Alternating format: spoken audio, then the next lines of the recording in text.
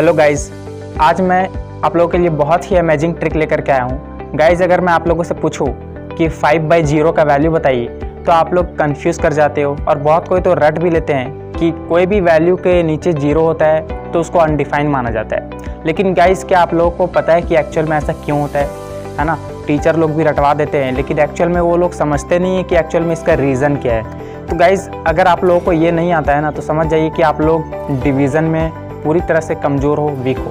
तो गाइज़, सबसे पहले हम लोग इसको डिवीज़न में समझेंगे, उसके बाद गारंटी देता हूँ कि आप लोग कभी भी ज़िंदगी में भूलोगे नहीं। गाइज़, मैथमेटिक्स जो है ना, एक्चुअल में दिमाग से आना चाहिए, रटने से कभी भी कुछ फ़ायदा नहीं। आज रटोगे कल भूल जाओगे, दिमाग से निकल जाएगा, लेकिन अगर वो समझा हुआ है ना तो कभी भी आप लोग भूलोगे नहीं, तो ये तो गारंटी है। तो चलिए इस डिवीज़न को हम लोग समझते हैं। तो गाइज़, सबसे पहले ना डिवीज़न में हम लोग क्या समझते हैं और क्या होता है एक्चुअल रीज़न, उसके बारे में थोड़ा जानते हैं। जैसे मैं आप लोगों से अगर पूछूं कि बताइए 8 को अगर हम लोग 2 से डिवाइड करेंगे तो आप लोग यार ऑफकोर्स हंसी में आंसर दे दोगे, यार 4 होगा, 8/2 4 है ना। इट मीन्स 2 का टेबल में 4 बार में आता है। तो गाइज़, ये मेन मुद्दा नहीं है ना, हम लोग ये सीखना चाह रहे हैं कि देखिए एक्चुअल में डिवीज़न पहले कैसे किया जाता था। 8/2 है ना, तो इसका मतलब ये है, आप लोग देख सकते हो कि न्यूमरेटर का वैल्यू 8 है और डिनोमिनेटर का वैल्यू 2 है।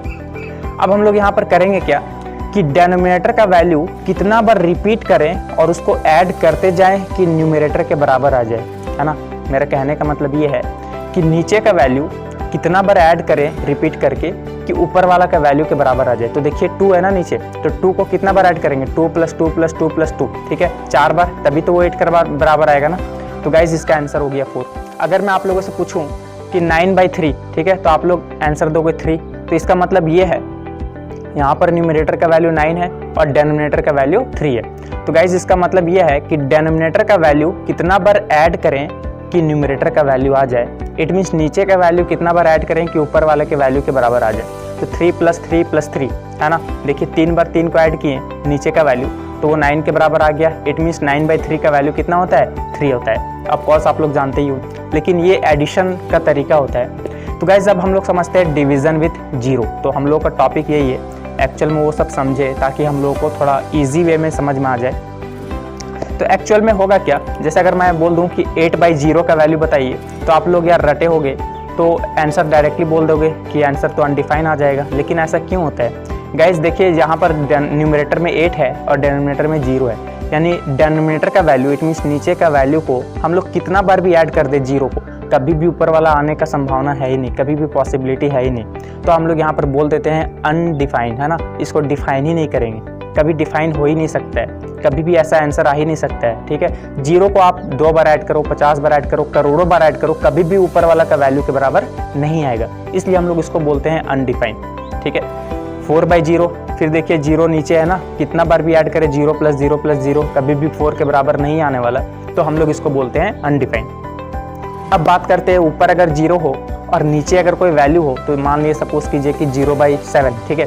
तो नीचे 7 है ना, न्यूमरेटर में है 0 और डिनोमिनेटर में है 7। तो गाइज, नीचे का वैल्यू को कितना बार ऐड करेंगे कि ऊपर वाले के बराबर आएगा बताइए। 7 को अगर एक बार भी लिखेंगे तो 7 आएगा, 2 बार ऐड करेंगे 14 आएगा, 3 बार ऐड करेंगे 21 आएगा। तो गाइज, कभी भी पॉसिबिलिटी है ही नहीं कि 7 को कितना बार भी आप लोग ऐड करो, कभी भी 0 आप लोग नहीं ला सकते हो, ठीक है।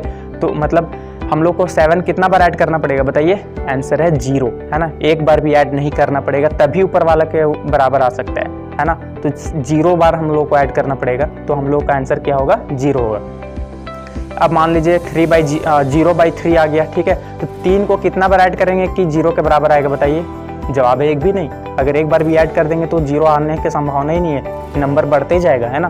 तो 0 होगा आंसर। अब गाइज, एक और फॉर्म होता है 0/0, अगर न्यूमरेटर में भी 0 और डिनोमिनेटर में भी 0, तो वैल्यू क्या होता है, देखिए इसका आंसर ये है कि 0/0 जो है ना, देखिए न्यूमरेटर में भी 0 है और डिनोमिनेटर में भी 0 है। तो डिनोमिनेटर का वैल्यू, इट मीन्स नीचे का वैल्यू कितना बार ऐड करेंगे कि ऊपर वाला के बराबर आएगा बताइए।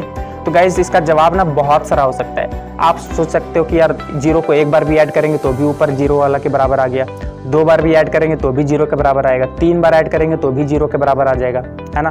50 बार ऐड करें तो भी 0 के बराबर आ जाएगा, करोड़ों बार भी ऐड करें तो भी 0 के बराबर आ जाएगा। इट मीन्स कहने का मतलब ये है कि अगर 0/0 फॉर्म आ रहा है ना, तो उसका एक आंसर नहीं होता है, कोई एक स्पेसिफिक आंसर नहीं है ना, करोड़ों, पूरा एकदम जितना चाहे उतना आंसर निकाल सकते हैं। एक बार, 2 बार, 3 बार, जितना बार भी ऐड करेंगे ऊपर वाले के बराबर आ जाएगा। तो इसको हम लोग बोलते हैं इनडिटर्मिनेट फॉर्म। ठीक है, तो गाइज अब उम्मीद करता हूँ कि आप लोगों को यहाँ पर 3 चीज़ समझ में आ गया होगा कि अगर कोई भी वैल्यू के नीचे 0 है और ऊपर वाले के बराबर नहीं आ सकता है, जैसे 8/0, ठीक है, 0 को कितना बार भी ऐड कर लीजिए 0 आने का पॉसिबिलिटी ही नहीं है, तो इसको अनडिफाइंड फॉर्म बोलते हैं, है ना।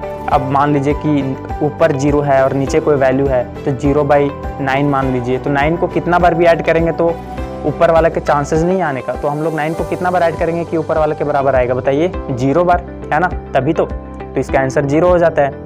और अगर 0/0 है तो इसको इनडिटर्मिनेट फॉर्म बोलते हैं, क्योंकि इसमें बहुत सारा आंसर आने का पॉसिबिलिटी होता है। तो गाइज़ यहाँ से आप लोगों को उम्मीद करता हूँ कि बहुत ही अच्छे वे में समझ में आ गया होगा। तो गाइज़ ऐसे ही अमेजिंग ट्रिक जानने के लिए मेरे चैनल को सब्सक्राइब करें और शेयर करें, ताकि सबको ऐसे अच्छे नॉलेजफुल मिलते रहें। तो गाइज़ कैसा लगा ये वीडियो कमेंट करके बताइएगा, और भी ऐसे ही अच्छे फैक्ट जानने के लिए मेरे साथ बने रहें। Thank you.